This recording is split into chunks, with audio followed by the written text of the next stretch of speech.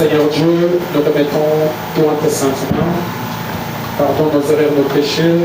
Lave-nous par le sang de Jésus et rends-nous plus blancs que la neige. Bénis l'équipe de ce soir, nous vite avec mon peu Alpha, soit les dieux qui font avec les gars. Nous prenons, nous excuses contre ta parole, nous invoquons ta présence. Sois notre force, notre soutien, au nom de Jésus-Christ. Amen. Que Dieu nous bénisse. Zambé, Papa pour la vision. Père qui appelle pour le Seigneur. Nous allons lire une portion de la parole, ajouter encore une portion de l'écriture pour continuer avec ce que nous étions en train de parler. Je lis dans Acte 7. Le souverain sacrificateur lui dit: les choses sont-ils ainsi? Étienne répondit: homme, frère et père, écoutez, le Dieu de gloire apparut à notre père Abraham lorsqu'il était en Mésopotamie avant qu'il s'établisse à Charon, et lui dit: quitte ton pays, ta famille, et va dans le pays que je te montrerai. Il sortit alors du pays des Chaldéens et s'établit à Charan. Et là, après la mort de son père, Dieu le fit passer dans ce pays que vous habitez maintenant.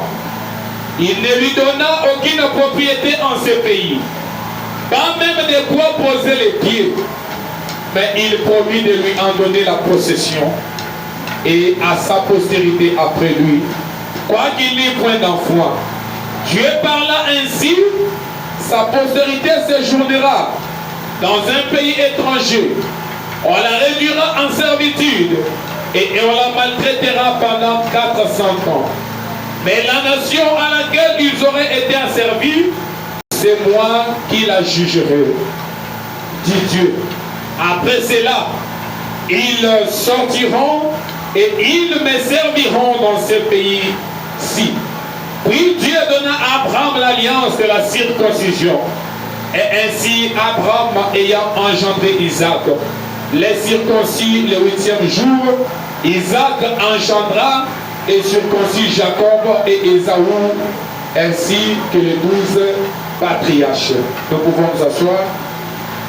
Nous avions déjà prié pour le coup de la parole. Je vais introduire un petit sujet aujourd'hui sur ce que le Saint-Esprit. Alors, c'est quelque chose de très important où j'aimerais vraiment que chacun d'entre vous se dispose afin de recevoir quelque chose de la part du Seigneur. Frère Branham dit dans Qu'est-ce que le Saint-Esprit, paragraphe 8, Frère Branham dit: vous savez, chaque église, si vous n'avez pas une doctrine, vous n'êtes pas une église. Vous devez avoir quelque chose que vous représentez, des principes que vous soutenez. Et peu importe la filiation ou la dénomination d'une personne, si cette personne est née de l'Esprit de Dieu, Frère Branham dit que c'est mon frère ou c'est ma sœur. Peu importe, nous pouvons être en désaccord sur d'autres choses. Autant que l'Est est éloigné de l'Ouest, mais nous sommes quand même frères, et je ne ferai rien d'autre qu'essayer des deux. C'est vrai, à avoir une meilleure marche, plus rapprochée de Christ. Et je crois que c'est vrai. C'est vrai. Un véritable chrétien verra la même chose aussi pour moi. Nous croyons au baptême du Saint-Esprit. Nous croyons au baptême en nom du Seigneur, le Sauveur Jésus-Christ. Nous attendons la seconde venue du Seigneur Jésus. Et c'est ce que nous avons comme doctrine. Et je crois que c'est la doctrine que Frère Branham a placée aussi en Branham Tabernacle. Tout ce que nous pouvons parler, des tonnerres, des choses par-ci par-là, ce sont des points de vue de chacun d'entre nous. Mais le véritable principe et la véritable doctrine que nous devons avoir, que nous croyons, que nous devons défendre, c'est le baptême au nom de Jésus. Croyez cela. C'est le baptême du Saint-Esprit. C'est l'attente de la seconde venue du Seigneur Jésus-Christ, ainsi que son milieu. Ici, nous venons de dire quelque chose de très important. Nous voyons qu'Étienne est en train de parler de la circoncision. Je vais parler de la première partie, beaucoup plus sur la circoncision et le pardon. Parce que c'est les choses les plus importantes dans la vie d'un chrétien. Nous remarquons que quand Dieu est venu à Abraham, il a parlé à Abraham. Il a appelé Abraham. Il lui a demandé, sors de ton pays. Je vais te voir sortir. Vraiment, dit que cela arrive à chaque croyant. À chaque chrétien. Tout celui qui croit en Dieu doit sortir de quelque part et entrer quelque part. Tout celui que Dieu appelle, il doit le faire quitter quelque part.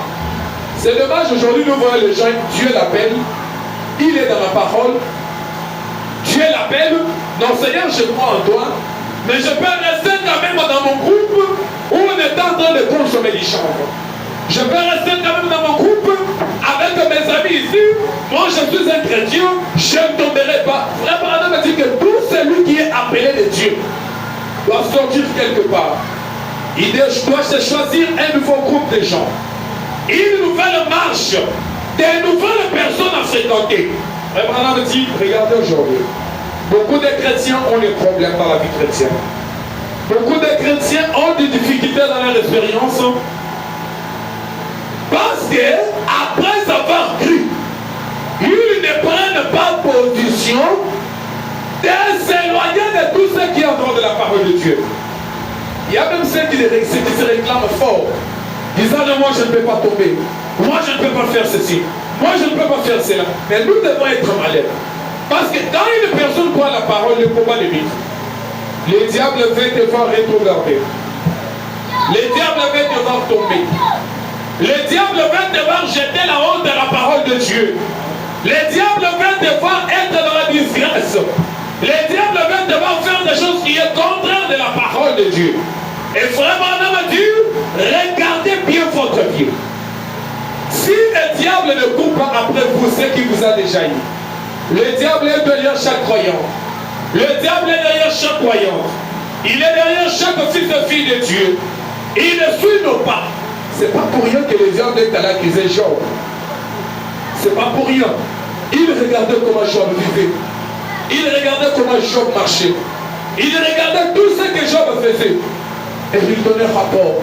Il a dit, je vis Job. Je vis comment il vit. Je vis comment il progresse. Si Job est ce qu'il est, s'il est derrière toi, c'est parce que tu l'as donné du bien.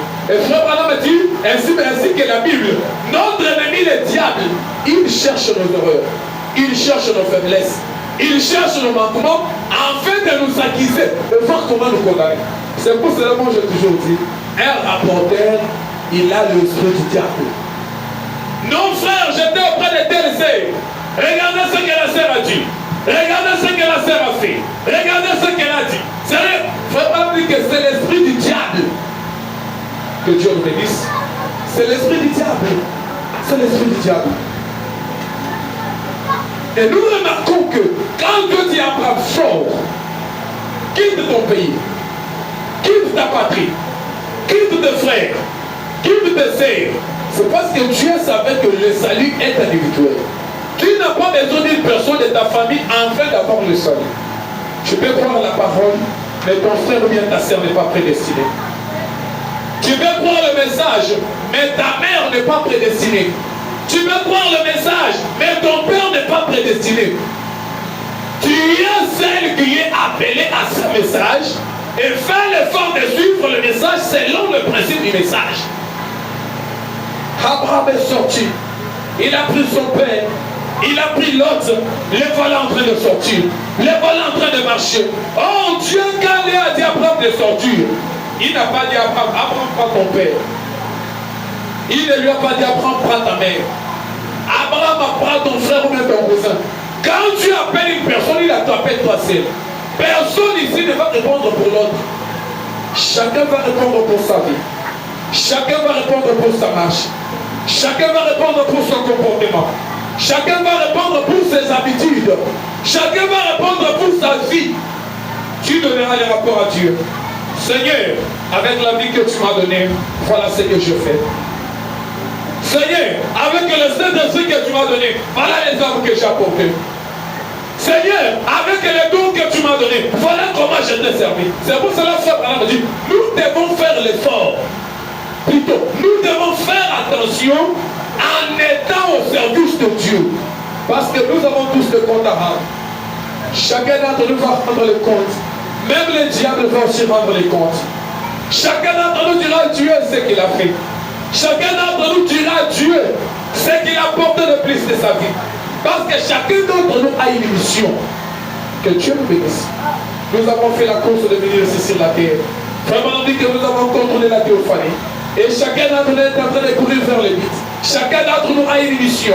Il a quelque chose à faire. Dieu l'a appelé à faire quelque chose. Et nous devons certainement accomplir ce que Dieu nous a demandé de faire afin d'être agréable à Dieu.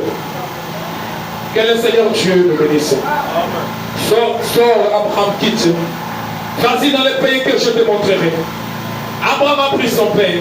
Il a pris son frère. Et Abraham a eu des nuits. Parce que c'était une sous-charge sur lui. Quand Dieu vous appelle, il vous appelle seul. Il y a déjà aujourd'hui, il était dans le monde, Dieu l'appelle nous. Il prend ses amis. Mon frère, si le temps qu'une personne n'est pas encore accompli, afin que Dieu puisse appeler la personne, peu importe les efforts que vous ferez, cela n'apportera rien. Or, la meilleure des choses à faire pour les gens que nous aimons, pour les gens de nos familles, qui ne croient pas les messages, la meilleure des choses à faire, c'est de prier pour ces gens-là. Seigneur, j'aimerais que mon frère puisse voir la lumière que je vis. J'aimerais que ma sœur puisse voir la lumière que je vis. J'aimerais qu'il puisse croire la parole que je crie. J'aimerais qu'il puisse recevoir le Saint-Esprit. Seigneur, est-ce que tu peux faire la grâce à mon père? Est-ce que tu peux faire la grâce à ma sœur? Est-ce que tu peux faire la grâce à mon frère? Frère Branham a écrit la parole. Frère Branham a été appelé par Dieu. Il était au travail pour Dieu. Mais la chose la plus étonnante, le papa de Frère Branham était un grand alcoolique. Et Frère Branham a dit, j'avais honte de ma famille. Ma famille était mal réputée. Ma famille était la famille la plus ivre. Oh, que Dieu soit loué. Frère Branham a dit, j'avais honte de ma famille. J'avais honte de ce que j'étais. J'avais honte d'être un Branham. Mais je suis fier d'être un chrétien. Je suis fier de porter le nom de Jésus. Je suis fier de croire le message. Je suis fier de croire la parole. Et Frère Branham disait ça. Frère Branham n'a jamais méprisé son père. Il n'a jamais méprisé sa mère. Il n'a jamais méprisé ses frères. Mais il est prié pour eux. Il ne les a jamais fait la pression. Allons-y à l'église. Allez-y prier. Non, vous êtes des païens. Il n'a jamais fait ça. Il pouvait les dire une fois, est-ce que maman peut partir prier? Est-ce que maman peut faire ceci? Est-ce qu'on peut faire cela? Mais la chose la plus primordiale que Branham faisait, il priait pour sa famille. Il priait pour son père. Il priait pour sa mère. Il priait pour ses bien-aimés.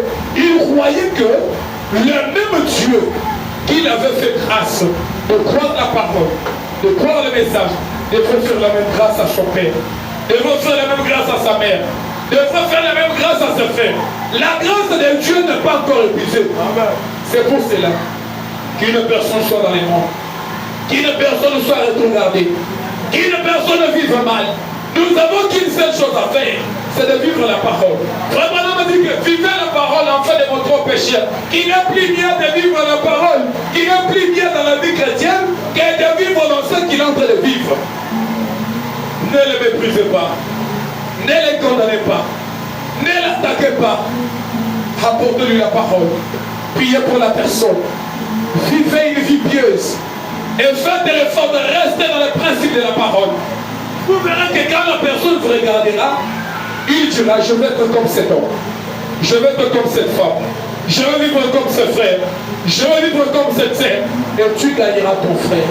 Il y a des fois d'autres hommes qui sont gagnants, non pas par la prédication de la parole, non pas par les dons, mais par la vie que les chrétiens mènent. C'est pour cela que Frère Branham dit, nous devons contrôler notre vie, notre manière de marcher, les attitudes que nous avons. Quand nous sommes en dehors de l'église, comment nous vivons avec nos amis? Faites attention. Si les amis que tu fréquentais avant de croire la parole sont à l'aise de dire n'importe quoi en t'apprenant, c'est que tu n'as pas encore changé. Tes amis là, une fois je me rappelle, j'étais allé voir mes amis C'était mes amis, on marchait ensemble quand on était en dehors de la parole de Dieu. Je devais aller voir, on était en train de discuter. En parlant, il y a un ami qui a demandé.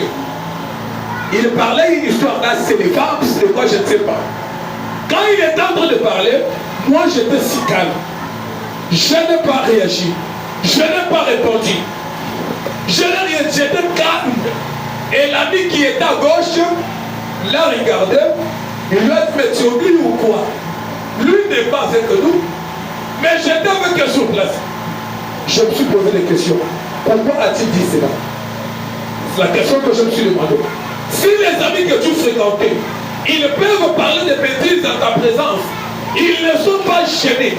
Quand tu es là et parle sans te gêner, c'est que vous êtes pareil. Quelque chose doit faire la différence. Les gens doivent se sentir mal à l'aise quand toi tu es là. Les gens ne peuvent pas parler de n'importe quoi. Et un chrétien n'est pas une personne qui s'y parle de n'importe quoi. C'est une personne qui sait discerner qu'est-ce qu'il peut entendre et qu'est-ce qu'il ne peut pas entendre. Parce qu'il a le Saint-Esprit dans son âme. Le Saint-Esprit a besoin de se nourrir des choses bonnes. Les choses de la parole. Quand Dieu donne à une personne le Saint-Esprit, bien sûr, Dieu ne peut pas retirer ça. Mais le Saint-Esprit peut s'envoler. Il peut te quitter, s'envoler et être quelque part. Parce qu'il ne peut pas partager la honte avec toi. Il y a des gens, des fois, qui se posent des questions. Oh frère, dans Saint-Esprit, alors dans Saint-Esprit. Encore ça va aider. Saint-Esprit a s'envolé, là, ici, comme on peut. Il y a des gens qui ont mais faites l'effort que le Saint-Esprit revienne vers vous. C'est ce que nous avons aujourd'hui. C'est pour cela une personne qui avait la joie du salut, une personne qui vivait la parole, une personne qui marchait dans la présence de Dieu. À un certain moment, vous le voyez rentrer en arrière. À un certain moment, vous le voyez perdre la joie du salut. À un certain moment, vous le voyez indifférent. Mais vous vous demandez, c'est la même personne qu'on avait donné le Saint-Esprit, ou bien il y a quelque chose qui a changé? Il a perdu son expérience. Il a perdu sa possession. Il a perdu sa position. Le Saint-Esprit s'est envolé. S'il en a fait, il s'est envolé. Il s'est tenu quelque part. Parce que le Saint-Esprit ne peut pas partager avec toi la mauvaise vie, le parlotage. Le Saint-Esprit n'entrera pas dans des choses pareilles. Mais le Saint-Esprit est dans la parole. Quand tu manges la parole, quand tu restes dans la parole, il est en train de grandir. Il est en train de grandir. Il est en train de grandir. Frère Branham nous raconte une histoire. Il dit, oh mes bien-aimés, regardez en Israël. Il y avait un homme. Cet homme-là, il était un bon croyant. Est-ce que quelqu'un peut dire amen? Amen. Il était un bon croyant. Il vivait la parole. Il était marié. Un jour, il s'est retrouvé dans un groupe d'amis. Ses anciens camarades. Quand il n'avait pas encore pris la parole. Il est rentré parmi ces gens-là. Frère Branham a dit, ils étaient en train de jouer le jeu des cartes. Et dans ce jeu-là, ils ont commencé à mentir. Ils ont commencé à mentir. Et en mentant, il y a un esprit qui est descendu. Et l'esprit a saisi cet homme. C'est l'histoire dont vous attendez du fou des Gadara. C'était un homme normal. C'était un homme bien. Mais il s'est dérouté. Il a commencé à mentir à sa femme à la maison. Et directement il a été possédé. Et Frère Branham a dit, cet homme-là, même si on le fermait de chair, mais le mauvais esprit qui était en lui pouvait couper ça. Cet homme-là pouvait manger des pierres. Cet homme-là pouvait briser des pierres. Il avait la force surnaturelle. Personne ne pouvait le saisir. Il était allé ce soir-là au cimetière. Il était le plus grand avant que tout le monde avait peur. Et Frère Branham a dit, si une personne peut être possédée par les mauvais esprits, peut s'abandonner, et les mauvais esprits peuvent prendre possession de lui. Or pour cette personne-là, il est insaisissable. À combien plus fort, si un chrétien se laisse être possédé par l'esprit? Frère Branham a dit, le monde, les quartiers, le travail, la famille, la maison, tous se vont trembler. Et Frère Branham dit, dans une église, même si tout le monde n'a pas le Saint-Esprit, mais s'il y a une personne qui a le baptême du Saint-Esprit, tous vos prières peuvent être exaucées. Est-ce que quelqu'un peut dire amen? Quelqu'un peut être fort pour Dieu.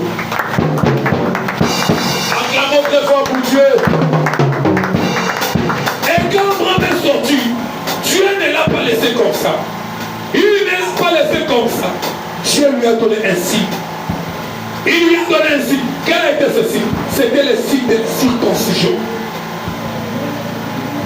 C'était le signe de la circoncision. Abraham a été circoncis. Mais nous voyons qu'Abraham avait une femme. C'était ça. Comment Sarah s'est fait? Parce que, vraiment, on m'a dit, Dieu ne peut pas appeler un homme sans toutefois appeler sa femme. Quand Dieu appelle un homme, il appelle aussi sa femme. Maintenant, qu'est-ce qui s'est passé? Parce qu'Abraham est circoncis. Et qu'en est-il de Sarah? Abraham a dit, Sarah a été circoncis en Abraham. Il a été circoncis en Abraham. Quelqu'un n'a pas entendu. Est-ce qu'on peut dire Amen? On peut dire Amen. C'était le signe de la circoncision. Et ce signe-là, en ce temps-là, les gens n'appliquaient pas la circoncision. Les gens étaient comme ça. Et Dieu a regardé, qu'est-ce que je peux faire afin de faire la différence entre mon peuple et ceux qui ne sont pas les miens. Il a doté Abraham d'ici de la circoncision. Et Abraham, afin que cela puisse avancer de génération en génération, il s'était circoncis. Quand on regardait comme ça, le fils d'Abraham, le juif pouvait se dire, je suis fier d'être fils d'Abraham. C'est quoi le signe que je suis fils d'Abraham? Je suis circoncis. Je suis fier d'être fils d'Abraham. C'est quoi le signe? Je suis circoncis. La circoncision, c'était un signe qui montrait qu'on était israélite, qu'on était juif. Et frère, madame, dit, la même chose est entrée dans le spirituel. Amen. Aujourd'hui, Dieu devra doter des chrétiens, de tes enfants, des gens qui ont pris en lui, il devra leur doter d'un signe. Et c'est le signe de la circoncision. Qu'est-ce que le Saint-Esprit? Le Saint-Esprit, c'est la circoncision. De même qu'Abraham a été circoncis, nous aussi, nous avons reçu ce signe-là. Nous avons reçu ce signe-là. Nous avons reçu cette promesse et la chose nous a été donnée. Aujourd'hui, tu peux déclarer que je suis chrétien. Tu peux déclarer que j'ai pris. Tu peux déclarer que j'ai une expérience. Tu peux déclarer que j'ai un don. Tu peux déclarer que je suis membre de l'église. Mais ce n'est pas ce que nous attendons. Nous attendons quelque chose qui marque plus la différence. Frères et sœurs, tu peux avoir un don et partir en enfer. Est-ce que quelqu'un peut dire Amen? Quelqu'un peut dire Amen? Judas a reçu un appel authentique que beaucoup de prédicateurs aujourd'hui n'ont pas reçu. Judas a reçu un appel. Qui a appelé Judas? C'est Jésus lui-même, dans la chair humaine. Il a appelé Judas. Il a conditionné Judas. Judas est parti, mes frères. Judas a prêché la parole. Judas a exaucé les dons de la guérison des filles. Il y a les gens qui ont été guéris. Judas a chassé les démons. Mais cela n'a pas changé sa nature. Cela n'a pas changé sa nature. Judas s'est retrouvé en enfer.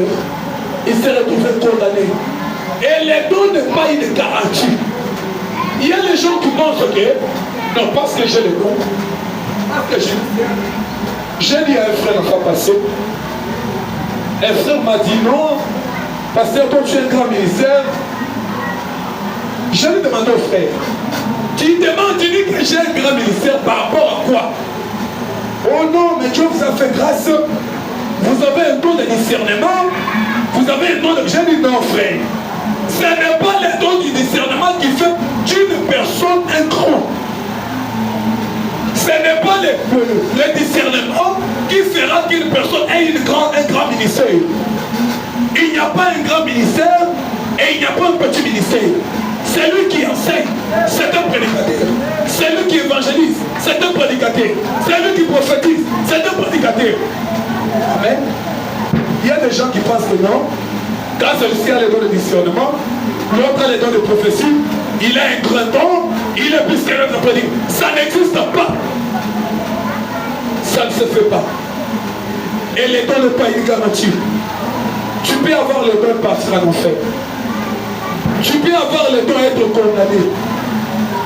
Tu peux avoir le don et être en dehors de la volonté de Dieu. Tu peux avoir un don et que Dieu n'est pas d'accord avec toi. Tu peux avoir un don et être un démon. J'ai dit tu peux avoir un don et être un démon. Frère Branham est allé quelque part. Il une femme, c'est une magicienne. Cette femme-là regarde Branham. Cette femme dit à Branham, tu as les dons de guérison de vie. Dieu va beaucoup t'utiliser. Mais une magicienne,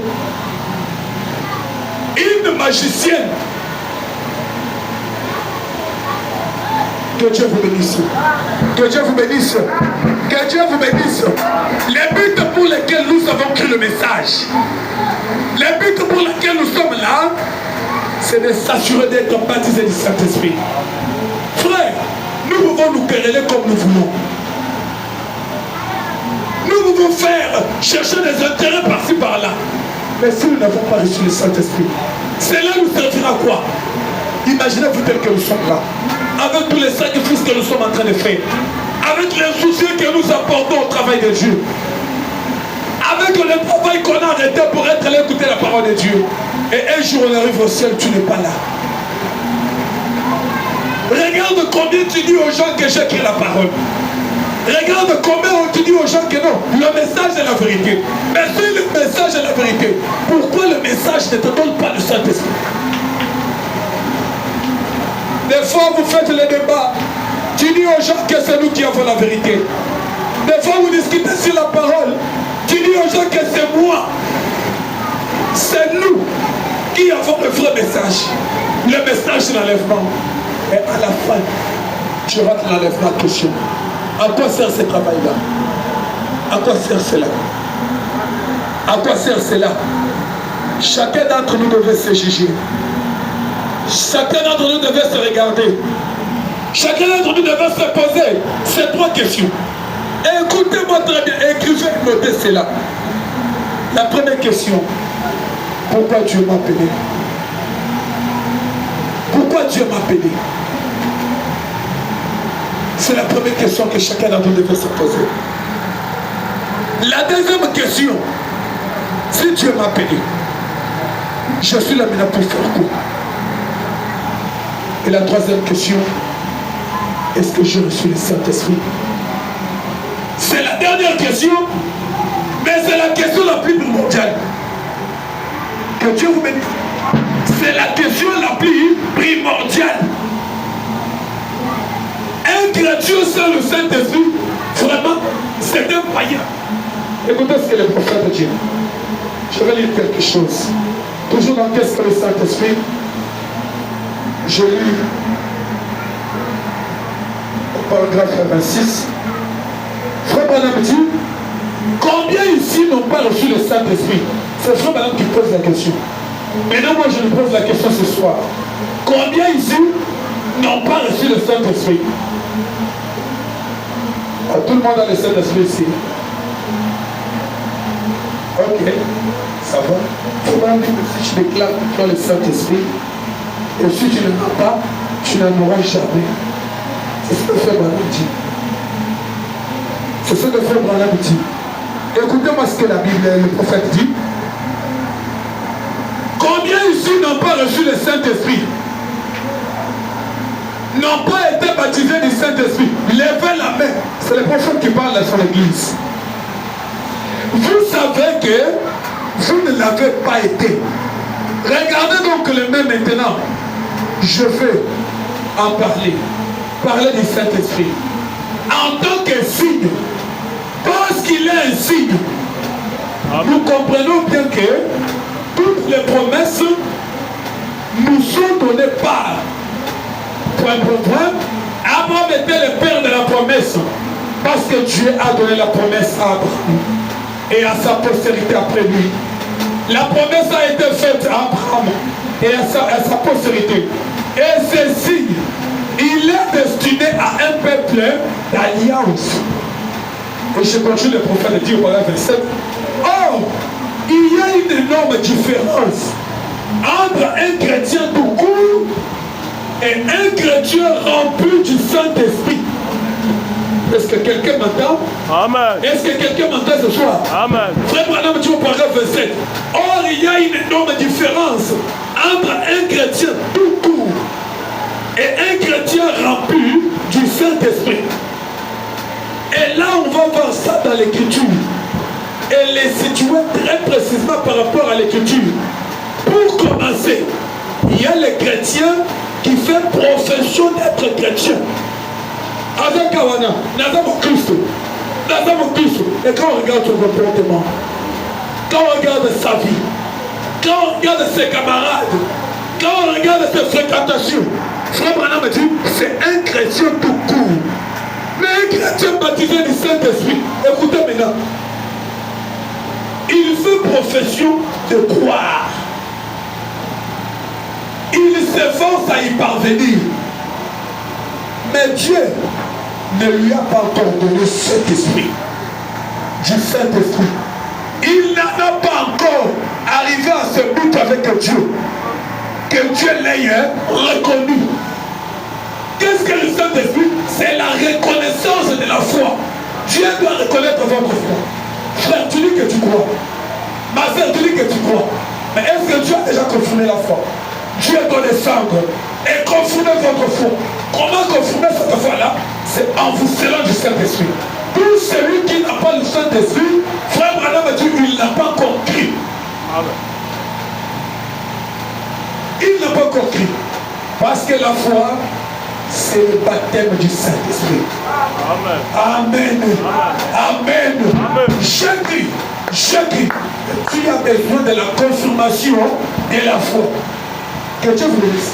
C'est comme tel que vous êtes là, tu prends l'argent, tu donnes à ton enfant.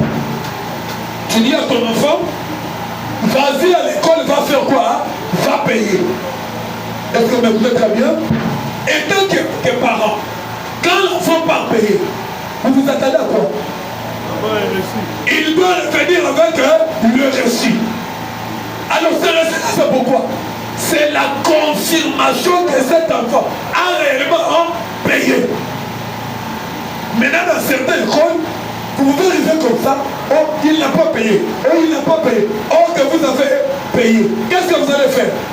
Vous allez amener tout simplement votre reçu vous présenter. Je ne veux pas de discussion. Le récit est là. J'ai payé. C'est la confirmation de la foi. Qu'est-ce que le Saint-Esprit? C'est quoi? C'est la confirmation de votre foi. Je suis un fils de Dieu. Je suis une fille de Dieu. Mais est-ce que Dieu a déjà confirmé ta foi? Frère, est-ce que Dieu a déjà confirmé ta foi? Il doit confirmer cette foi-là. Dieu doit descendre. Il doit te sceller du Saint-Esprit. Là, tu as la confirmation. Amen. Et avec cette confirmation-là, les anges reconnaissent que tu es un fils. Le diable reconnaît que tu es fils. Les morts reconnaissent aussi que tu es un fils.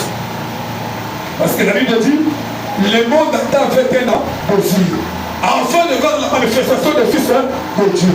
Frères et sœurs, tu es fils de Dieu, tu es fille de Dieu. Quand tu as la confirmation de la foi,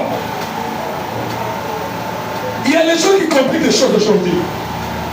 Frères et sœurs, le but du message de William Branham, c'est pour nous amener au baptême du Saint-Esprit dans l'âme.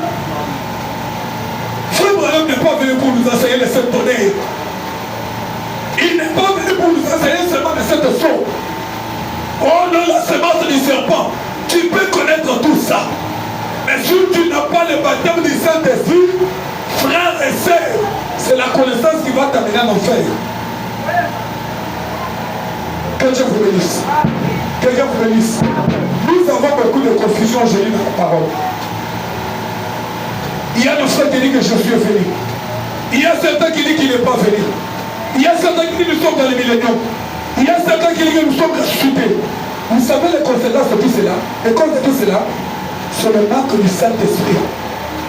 Frère Branham a dit, le Saint-Esprit c'est un enseignant. Et le Saint-Esprit comme enseignant, il ne peut pas enseigner de fausses doctrines. Donc, si vous avez un prédicateur qui enseigne de fausses doctrines, il n'a pas le Saint-Esprit. Comment le Saint-Esprit va enseigner une fausse doctrine? Le Saint-Esprit c'est Dieu dans une personne. La parole nous en avons. Et quand le Saint-Esprit vient, il vient révéler la parole. Donner la bonne compréhension. Et quand la personne n'a pas une bonne compréhension, Elle est la quantité. Clamons très fort pour Dieu. Qu'est-ce que le Saint-Esprit? Qu'est-ce que le Saint-Esprit? C'est le signe. Frère, c'est le signe. Que Dieu vous bénisse. Que Dieu vous bénisse. Que Dieu vous bénisse. Le Saint-Esprit, c'est quoi? C'est le signe.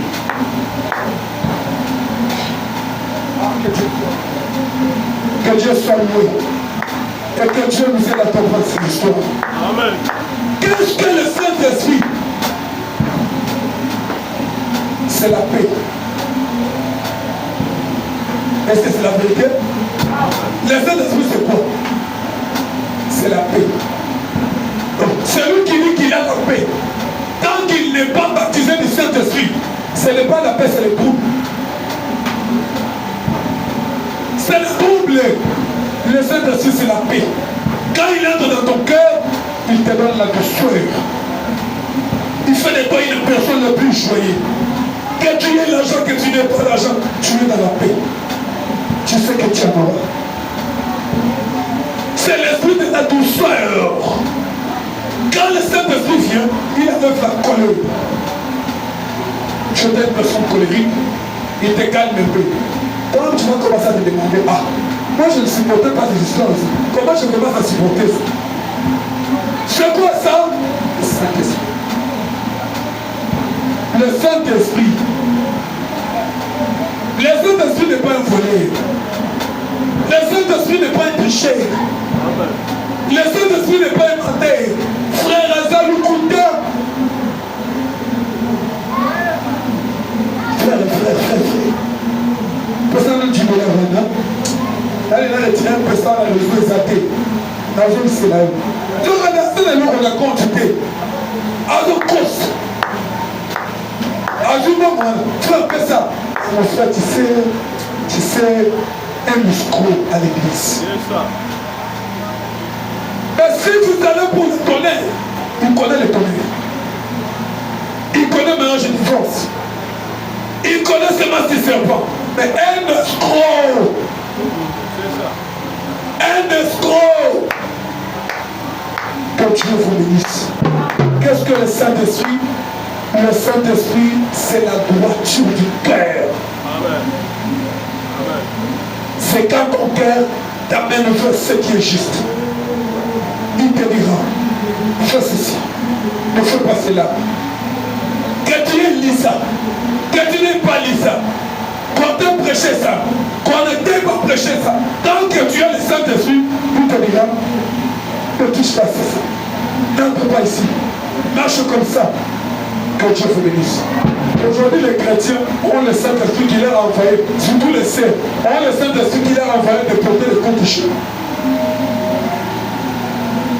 Quand on dit, tu as le Saint-Esprit, Amen. Oh. Quand tu as l'aventure, nous ne sommes pas parmi les pasteurs qui me rompent les gens, qui mentent les gens. Non. Frère, c'est ton honneur d'amener même des personnes au ciel qui sont sincères, que d'avoir un groupe d'hypocrites.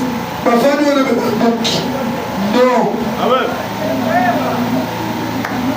C'est un honneur d'avoir un croyant qui entre au ciel, qui est baptisé du Saint-Esprit, qui est d'avoir un croyant, et ce croyant, on a un tout. C'est ça. Que Dieu puisse nous aider. Nous avons besoin du Saint-Esprit pour notre église. Pourquoi l'église a des problèmes aujourd'hui? C'est parce qu'il n'y a pas le Saint-Esprit. C'est parce qu'il n'y a pas le Saint-Esprit. Il suffit que les diables saisissent une personne. Au-devant un bâtiment, tout le monde sont tombés. Mais qu'est-ce que nous devons faire pour élever cette trappe-là? Nous devons avoir le Saint-Esprit dans nos âmes. La Bible dit que c'est un esprit de la vérité. Amen. Le Saint-Esprit, c'est l'esprit de la vérité. Et yo, le couteau tombe bien. C'est Rosawa Dieu. C'est un d'accord. Tout le monde est là, mon tour. C'est bien. Ah, que ça nous est le roi. Ah, dans la ligne de chef, il est là, petit. Il y a un ami qui a dit, mais tu as menti. contre, toi tu veux commencer à expliquer le Saint-Esprit, à comprendre le Nakaoyosa. Frère et sœur, c'est pas bien.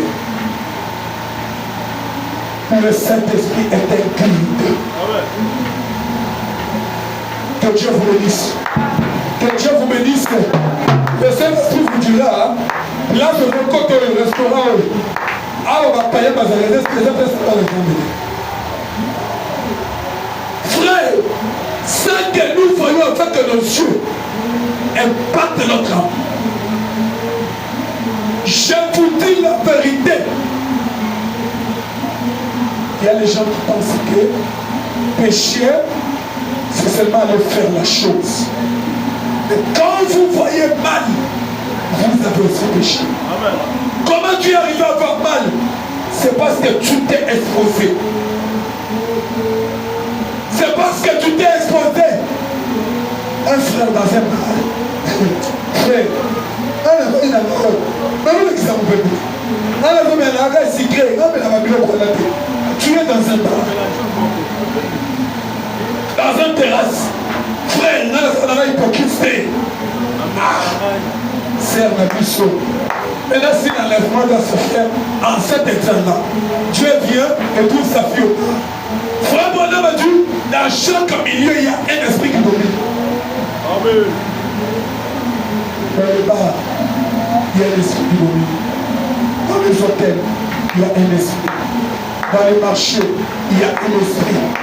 À l'église, il y a un esprit. Dans nos maisons, il y a un esprit.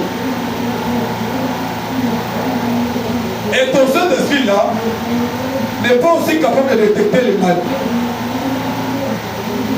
Et là, le Saint-Esprit, soit on va dire, et tu es en train de voir ça.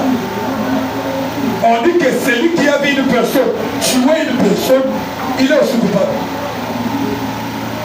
Amen. Rentrer dans le monde d'esprit avec l'état de ce monde. On vient là, on trouve une personne, non, on te trouve là. Le militaire vient. Frère, vous ne pouvez pas vous fidèles. Ah, ça n'est pas cacao. On va dire comment on va dire. On va nous tuer dans le délit. À Koufi, dans une nation monde. Il y a qui? Ok, viens. Ok, les hommes ont été. Ok, là, on a eu. Expliquez Bissou. On va expliquer à ici, on va récupérer. Non-assistance à la personne en danger. Quand on est tué là, pourquoi toi tu étais là que tout le monde n'était pas là? Je dois répondre à ça. Que Dieu vous bénisse. Nous devons contrôler ce que nous voyons. Ce que nous voyons. On nous a prêché une prédication ici. La puissance de la contemplation. Puissance à commande. On y sommes dans l'émotion, la confirmation, ma classe. Qu'est-ce que le Saint-Esprit? Qu'est-ce que le Saint-Esprit? Il est le guide par excellence. C'est un guide. Nous avons besoin du Saint-Esprit. Quand tu dis que l'on lève pas, nous avons besoin du Saint-Esprit. Regarde ce qu'on ici. Tu peux te lever de tu es plus. Pose-toi la question. Pose-toi la question. S'il arrivait que par erreur, je sois comme ça et qu'un véhicule me tape et que je meurs, où je serai? Le problème avec les chrétiens aujourd'hui, c'est quoi? Nous faisons nos programmes de vie, mais dans nos programmes-là, on ne met jamais la mort et l'enlèvement. Et bien, je vais me lever le matin, je vais aller prendre l'argent les bas, je vais aller prendre l'argent madame. Mais est-ce que tu peux déjà dire que peut-être avant que le lieu va enlever pour ça, c'est la question qu'on devrait se poser. C'est la mort, frère et sœur. En dehors de l'enlèvement, la mort est devant nous. Pose-toi la question. Où serais-je si je suis surpris? Sois prêt jour et nuit. Et que le Saint-Esprit soit la base dans ta vie. Que le Saint-Esprit soit le guide. Que le Saint-Esprit t'oriente. Qu'est-ce que le Saint-Esprit? C'est le guide par excellence. Il vous conduira dans sa parole. Il vous amènera dans la pureté. Il vous amènera dans la sainteté. Il fera de vous un homme et une femme pure. Pourquoi? Parce que c'est l'esprit de la pureté. Qu'est-ce que le Saint-Esprit? Qu'est-ce que le Saint-Esprit? Il y a beaucoup de définitions. Nous avons le temps de parler de tout cela. Nous aurons le temps de parler de tout cela. Et ça, c'est juste l'introduction. Ce que je lui demande, mes frères et mes sœurs, nous n'avons pas crié pour commencer à compter les années. Non, non. Quand j'ai écrit le message, il y a déjà 20 ans. Quelle est l'expérience que tu lui présentes? Tu as écrit le message 10 ans. Tu as écrit le message 5 ans. Tu as écrit le message 15 ans. Pour certains dans l'école de dimanche. Et quelle expérience nous présentes-tu? L'homme peut parler. L'homme peut faire des déclarations. Nous ne regardons pas seulement les déclarations. Nous allons regarder ta vie. C'est comme une personne qui dit que je t'aime. Je t'aime. Je t'aime. Mais il suffit qu'il y ait un petit problème comme ça. Non, il y a de la sérénité. Allô, cet amour-là n'était pas sincère. Elle n'était pas authentique. Que le Seigneur Dieu bénisse. Amen. Que Dieu vous bénisse. L'esprit d'esprit, c'est quoi? Il donne la position. Amen. Il vous fait asseoir. Quand le vent vient, à gauche, à droite, tu es là positionné. Pourquoi? Parce que c'est un esprit de la stabilité. Les gens qui sont si malheureux, que Dieu puisse vous aider. Qu'est-ce que le Saint-Esprit? Qu'est-ce que le Saint-Esprit? Qu'est-ce que le Saint-Esprit? C'est le primordial pour un chrétien. Le primordial. Quand tu prends la parole, tu commences à vérifier ton cœur. Est-ce que je l'ai reçu? Est-ce qu'il est entré? Est-ce que je suis baptisé? Est-ce que réellement quelque chose a changé en moi? Frère Alain me dit, c'est comme cela. Amen.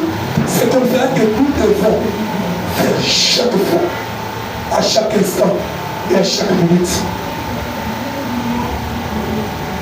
Dieu ne nous a pas appelés dans le message pour faire un groupe de gens. Nous avons notre groupe de gens, nous croyons le message, nous sommes dans Kairos. Frère, Dieu ne nous a pas appelés comme ça. Il nous a appelés pour nous baptiser de son esprit.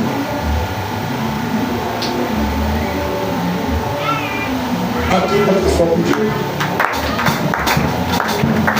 Que Dieu nous aide. Que Dieu nous aide vraiment. Je crois que nous allons parler de ça à l'âge. Je veux qu'on puisse être devant vous. Nous allons prier. Chacun d'entre nous va prier sur base de la parole. Nous allons demander la grâce de Dieu. Nous allons demander à ce que Dieu soit notre assistant. Nous allons demander que ces enseignements ne soient pas impactants.